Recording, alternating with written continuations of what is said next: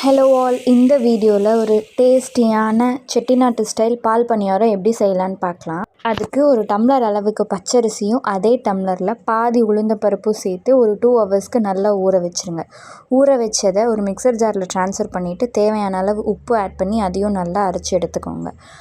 ஒரு பேனில் எண்ணெய் ஊற்றி எண்ணெய் காஞ்சதுக்கப்புறமா இந்த மாதிரி நம்ம ஆல்ரெடி கிரைண்ட் பண்ணி வச்சுருக்க மாவை சின்ன சின்ன உருண்டையாக போட்டு எடுங்க.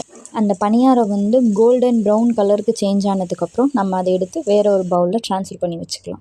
நெக்ஸ்ட் ஸ்டெப் தேங்காய் பால் ப்ரிப்பேர் பண்ண போகிறோம். அதுக்கு ஒரு அரை மூடி அளவு தேங்காய் எடுத்து அந்த தேங்காயில் 3 ஏலக்காயும் ஆட் பண்ணி நல்லா கிரைண்ட் பண்ணி எடுத்து ரொம்ப திக்கான கன்சிஸ்டன்சியில் தேங்காய் பால் எடுத்துக்கோங்க. அதில் நம்மளுக்கு தேவையான அளவு ஜீனி, இதுக்கு ஜீனி கொஞ்சம் எக்ஸ்ட்ரா போட்டால் தான் நல்லாயிருக்கும். ஸோ ஜீனி போட்டு ஒரு 30 to 40 செகண்ட்ஸ் அடுப்பை மீடியம் ஃப்ளேமில் வச்சு கொஞ்சம் இதை ஹீட் பண்ணுங்கள்.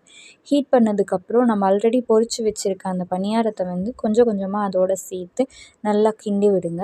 இப்போ இதை நம்ம ஒரு 30 to 40 மினிட்ஸ் அளவுக்கு இதை நம்ம ஊற வச்சோம் அப்படின்னா ரொம்பவே டேஸ்டியான ஒரு காரக்குடி ஸ்டைல் பால் பணியாரம் ரெடி ஆயிரும்.